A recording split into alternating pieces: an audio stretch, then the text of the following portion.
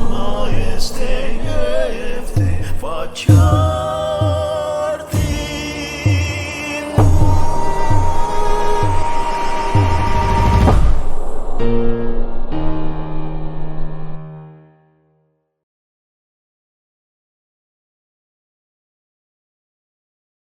Selamat sore saudara-saudara, pada kesempatan ini saya akan membahas mengenai krisis panggilan imamat dalam analisis teologis dan kanonik.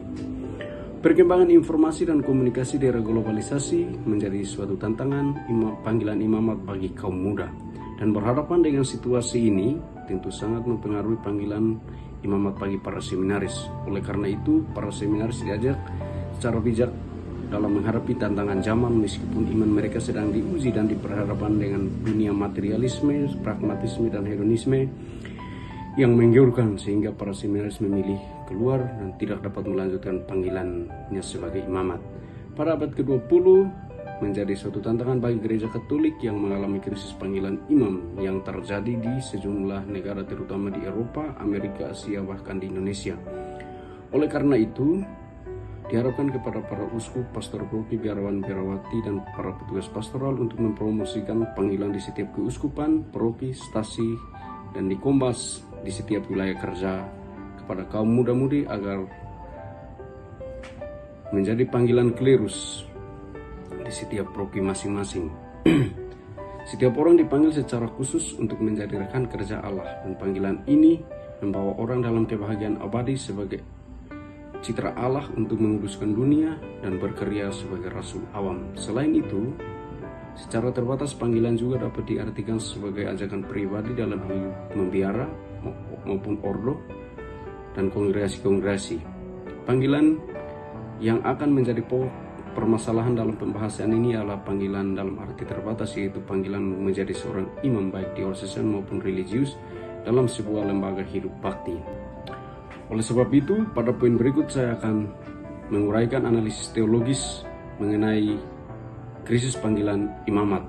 Decretus Proros Valda Vobis yang dikeluarkan oleh Paus Yohanes Paulus II untuk merespon krisis panggilan imamat yang mulai terasa pada abad ke-20, dan dokumen ini menjadi landasan teologis dan pastoral bagi gereja untuk menghadapi tantangan dan krisis panggilan imam. Dekret yang dikeluarkan oleh Paus Yohanes Paulus II menjadi anjuran mengenai formasi pembinaan imam yang dipanggil untuk hidup suci dalam kehidupan menggereja. Yang pertama, makna teologis panggilan imamat. Dalam Decretus Pastoris Vobis, panggilan imamat merupakan respon terhadap panggilan Allah secara khusus, di mana seseorang dipanggil untuk menyerupai Kristus sebagai gembala yang baik yang menyerahkan diri secara total bagi keselamatan manusia. Panggilan imamat bukan sekedar pilihan, tetapi sebuah misteri ilahi yang berasal dari kehendak Allah. Oleh sebab itu, Paus Yohanes Paulus II menekankan panggilan imamat yang melibatkan relasi pribadi dengan Kristus yang secara mendalam, sehingga krisis panggilan imamat bukan dilihat sebagai krisis spiritual yang dialami oleh kaum muda untuk membangun relasi dengan Allah. Gereja sebagai sebuah komunitas yang menumbuhkan benih-benih panggilan bagi kaum muda untuk menjadi pengikutnya harus mempromosikan panggilan-panggilan itu di setiap perayaan-perayaan Ekaristi maupun ibadat-ibadat di Kombas. Yang kedua, faktor penyebab krisis panggilan imam. Pastoris Vobis menganalisa dan mengidentifikasi beberapa faktor yang menjadi penyebab krisis panggilan imam adalah sekularisme yang berkembang pesat dalam kehidupan masyarakat modern. Sekularisme ini tentu sangat mempengaruhi kehidupan rohani dan pelayanan para imam yang bergeser pada materialisme, individualisme, dan hedonisme, sehingga kaum muda lebih tertarik terhadap hal-hal duniawi yang menggiurkan. Dokumen ini menunjukkan sikap masyarakat yang lebih mengedepankan nilai-nilai materialistik dan kebebasan individu, yang menjauhkan kaum muda untuk berpartisipasi dalam pengorbanan pelayanan kehidupan imamat. Oleh sebab itu, Paus Yohanes Paulus II memberikan anjuran bahwa pentingnya kehidupan keluarga untuk memupuk panggilan, karena keluarga merupakan gereja rumah tangga yang menanamkan nilai-nilai Kristiani yang khas. Yang berikut krisis panggilan dalam analisis kanonik. Krisis panggilan pengamat adalah suatu persoalan yang berdampak pada gereja yang melaksanakan misinya di dunia. Berkaitan dengan persoalan ini, maka kitab hukum kanonik memberikan sejumlah kanon yang berkaitan dengan panggilan imamat dan peran gereja untuk berpartisipasi dalam pertumbuhan benih-benih panggilan. Kanon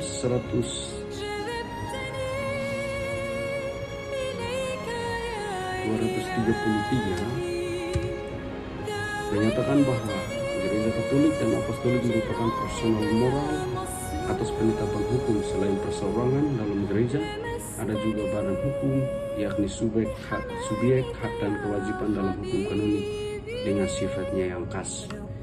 Dalam kanon 1026 menegaskan bahwa seorang calon imam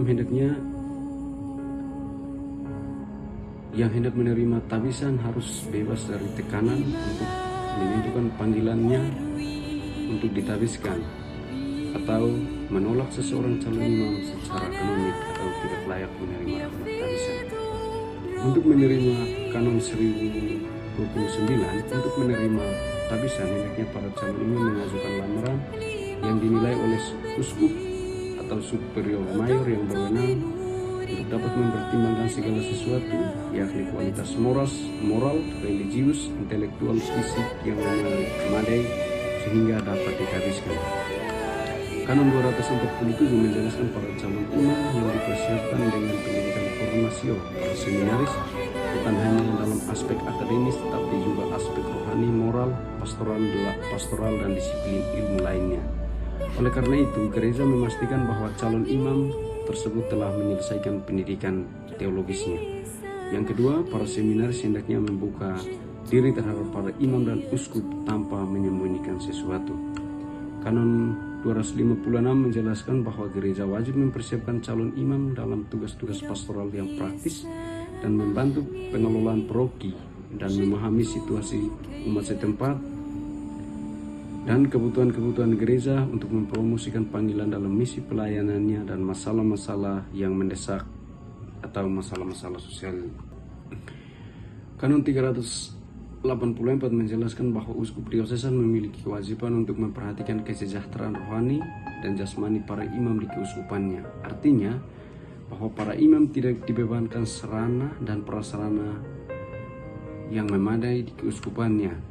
Dalam krisis panggilan sebagai keuskupan harus lebih aktif dan mendukung para imam dalam wilayah pelayanannya menurut norma hukum yang ditentukan.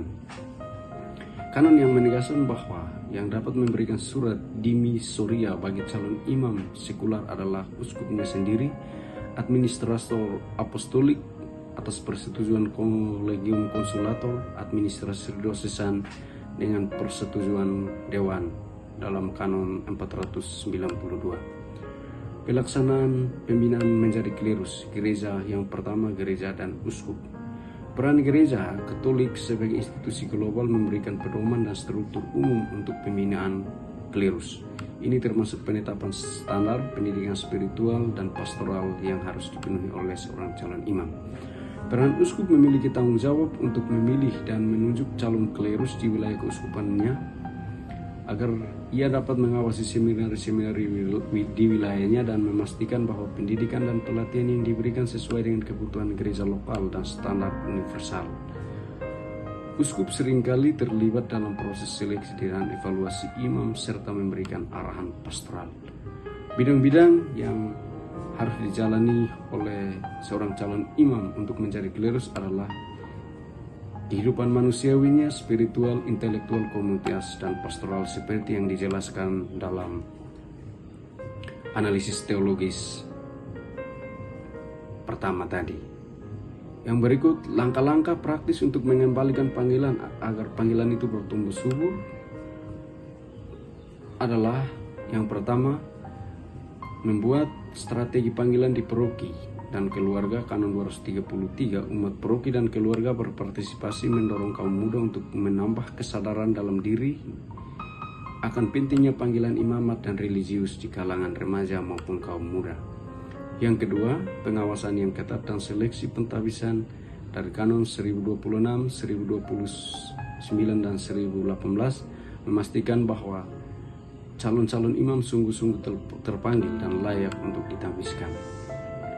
Dukungan moral dan spiritual bagi imam Kanun 384 dalam krisis panggilan imam yang dihadapkan saat ini, maka uskup harus mendampingi para imamnya agar dapat menjalankan tugas dan tanggung jawab dalam reksa pastoralnya. Maka diharapkan kepada pastor proki dan keluarga-keluarga baik di tingkat stasi maupun kombas untuk selalu dan senantiasa mendampingi kaum muda dalam mempromosikan panggilan agar krisis panggilan yang dialami oleh gereja saat ini dapat diatasi sehingga panggilan dapat menjadi subur kembali. Sekian pembahasan dari saya. Atas waktu dan kesempatannya, sekian dan terima kasih. Jaya Maestri Efte Fajar